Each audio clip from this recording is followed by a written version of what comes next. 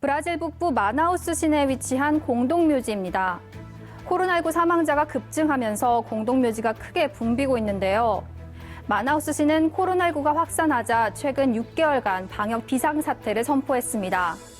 이 지역 병원 중환자실에도 환자가 줄을 잇고 있지만 보건의료 인력은 터무니없이 부족한 상황입니다. Só tinha apenas 4 médicos ontem, tinha mais de 70 pacientes na sala roda aqui embaixo. Tinha mais de 12 pessoas entubadas só aqui embaixo ontem onde estava minha mãe. 의료 인프라가 풍부해 코로나 방역에 선방한 것으로 평가받는 쿠바에서도 최근 확진자 수가 빠르게 증가하면서 불안감이 커지고 있습니다.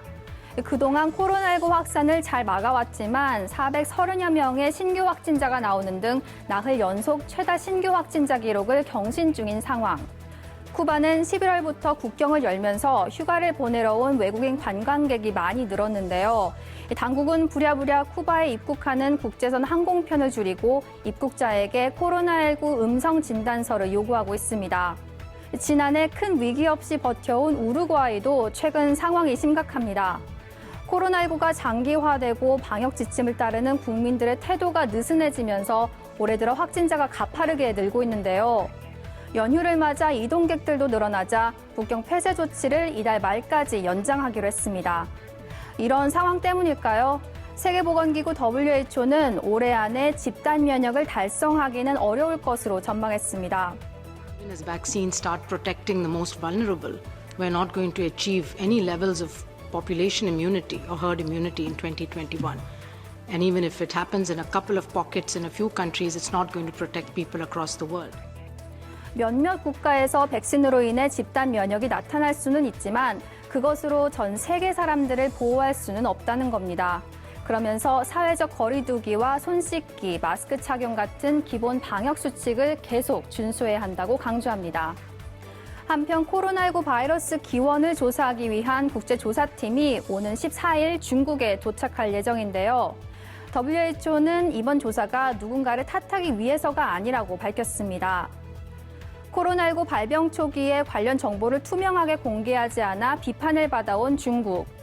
우한에서 코로나 바이러스가 처음 발견된 지 1년이 지났지만 아직까지 정확히 어디에서 유래했는지 등 규명해야 할 과제가 산더미인데요.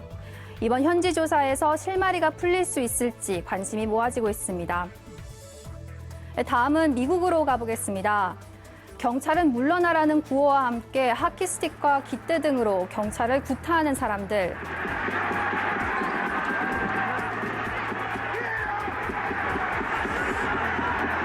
지난 6일 트럼프 지지자들이 미 의회 의사당에 난입하기 위해 무차별적으로 경찰들을 구타하는 영상이 공개됐습니다. 의회 습격 사건으로 미국 사회의 불안과 혼란이 커진 상황에서 전국적으로 또 다른 무장 시위가 열릴 가능성이 나오고 있는데요. 다음 주 바이든 대통령 당선인 취임을 전후해 워싱턴 DC를 비롯한 50개주에서 무장 시위가 계획되고 있다는 첩보를 FBI가 입수한 겁니다. 트럼프 대통령은 워싱턴에 비상사태를 선포하고 연방정부 지원을 지시했습니다. 이런 가운데 민주당이 하원에 트럼프 대통령에 대한 두 번째 탄핵소추안을 발의했는데요. 지난 6일 트럼프 지지자들이 의사당에서 무장 폭동을 일으킨 것과 관련해 트럼프 대통령이 내란을 선동했다는 이유입니다. And we fight. We fight like hell. And if you don't fight like hell, you're not going to have a country anymore. 민주당은 또 펜스 부통령이 수정헌법 25조를 발동해 트럼프를 대통령직에서 해임하도록 촉구하는 결의안도 함께 발의했습니다. 하지만 상원의장을 맡고 있는 펜스 부통령이 트럼프 대통령과 거리를 두면서도 해임과 탄핵에 대해선 부정적이기 때문에 수정헌법 25조를 발동하거나 탄핵안을 통과시킬 가능성은 크지 않아 보입니다. 이르면 13일 하원에서는 탄핵 소추 결의안 표결이 이루어질 거란 예상이 나오고 있는데요. 혼란 속 어느 때보다 급박하게 흘러가고 있는 미 정치권 상황. 다음 주 바이든 대통령 당선인 취임식이 열릴 미 연방의회 의사당 주변 모습입니다.